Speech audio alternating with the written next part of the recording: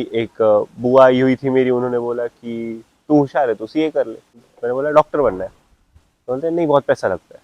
और college life तो उस वजह से सीए लोगों का नॉन एग्जिस्टेंट ही हो जाता है। एवरी टाइम जो भी न्यू चीज़ आया है वो हमेशा challenging. I am from a small town, it's Shirpur, Maharashtra के नॉर्थ में आता है। और I have grown up in a joint family. So हमारे फैमिली में this was the mine was the generation of kids जो एक्चुअली स्कूल जा रहे थे, because parents in all totally वो बिजनेस बैकग्राउंड, शॉप्स वगैरह है। फिर और उसमें भी so my father has 3 kids, 2 daughters and me, youngest. Both my elder sisters became engineers. They were the first in the family to pursue 12th के बाद कोई एजुकेशन। और फिर मेरा चांस आया तो फिर through out my school life अच्छे मार्क्स आए थे। सो 10th में अच्छे मार्क्स मतलब साइंस लेना होता है। और मेरे को ऐसे ही रैंडमली एक बुआ आई हुई थी मेरी, उन्होंने बोला कि तू होशियार है तो सीए कर ले। मेरे को कोई आइडिया नहीं था क्या होता है। फिर मेरे को उसके सेम वीक में मेरे डैड ने पूछा कि तेरे को क्या करना है। मैंने बोला डॉक्टर बनना है। तो बोलते नहीं, बहुत पैसा लगता है, सीए क्यों नहीं करता। कर लेते हैं, क्या होता है। सो हम लोग एक सीए को मिलने गए और उसने बताया तो ओवरऑल फैसिनेटिंग लगा कोर्स। उसके बाद 1 महीना मैंने ये आंसर किया लोगों को कि मैं साइंस क्यों नहीं ले रहा हूँ। और फिर इवेंचुअली पुणे आया सीए करने। फिर मार्क्स तो अच्छे थे, सो अच्छे कॉलेज में एडमिशन मिला 11th-12th के लिए, और इवेंचुअली क्लासेस भी अच्छे मिल गए। सो ऐसे वो होता है ना कि जो होने वाला होता है फिर देन इट गेट्स रिटन। सो एक और फ्रेंड मिला जिसको सीए करना था सेम टाउन से। फिर हम लोग ने एडमिशन लिया, उसी के साथ रूम में शिफ्ट हुआ मैं। अबाउट 2.5 years लेटर फाउंडेशन का अटेम्प्ट दिया। इट वेंट वेल, उसमें ऑल इंडिया रैंक आया। और उसके बाद इंटर के टाइम पे कोविड आ गया।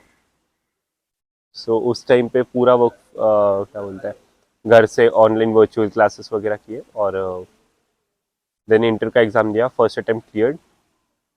फिर आर्टिकलशिप ज्वाइन की बिग फोर में। और इट कंक्लूडेड, मतलब वो अभी कंक्लूड होगी मार्च में। अभी लास्ट नवंबर में सी फाइनल का अटेम्प्ट दिया है। It's it's not actually easy और डिफिकल्ट। वो एक बहुत क्या बोलते हैं, आप कितने विजिलेंटली लोगों को पहचान सकते हो, उस पर आ जाता है। सो आई डोंट नो, अभी बहुत जगह पे 11th-12th को स्कूल ही बोलते हैं। और कॉलेज लाइफ तो उस वजह से सी ए लोगों का नॉन एग्जिस्टेंट ही हो जाता है। तो 11th-12th में मैं फर्स्ट सेट ऑफ पीपल जिनके साथ था ना, वो लिटरली ऐसे थे जिनके साथ नहीं होना चाहिए था। सो अबाउट 4-5 महीने मैं खुद को कन्विंस कर रहा था कि लोग ऐसे ही होते हैं, I have to make friends. और फिर then I found another set of friends जो एक्चुअली वो करना चाहते थे जो मैं कर रहा था।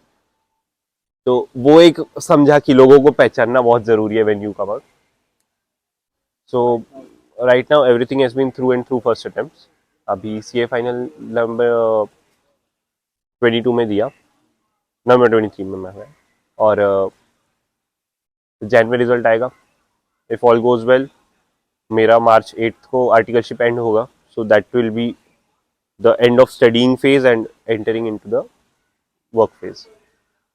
सो एवरी टाइम जो भी न्यू चीज़ आया है वो हमेशा चैलेंजिंग ही है, because CA foundation was the first exam जो आप नेशनल लेवल पे इतना बड़ा एग्जाम दे रहे हो। सीए इंटरमीडिएट अगेन चैलेंजिंग था, दो चीज़ों की वजह से। फाउंडेशन इनटू 10x हो जाता है सिलेबस, और एक साल में प्रिपेयर करना है, प्लस हमारे टाइम पे कोविड आ गया। उसके बाद आर्टिकलशिप आप पूरा ही पढ़ाई छोड़ के जॉब वाले चीज़ में आ जाते हो। सो एक और नया चैलेंज होता है कि लोगों को मैनेज करना है, काम मैनेज करना है, जो चीज़ पढ़ रहे हो उसको एग्जीक्यूट करना है। 3 years ऑफ आर्टिकलशिप, उसमें से अबाउट 2.25 years, 2.25 साल, क्योंकि 6 महीने का स्टडी लीव होता है। सो वो पूरा टाइम आप सिर्फ लोगों को मैनेज कर रहे हो, काम कर रहे हो, लोगों को मैनेज कर रहे हो, काम, और दिन रात काम कर रहे हो। फिर स्टडी लीव आता है और आप भूल चुके कि पढ़ाई कैसे करनी होती है। अगेन अ चैलेंज, और अभी इंटर इनटू 3-4x वापस सिलेबस पढ़ना है, और आपका पढ़ाई का पूरा लिंक जा चुका है लाइफ से।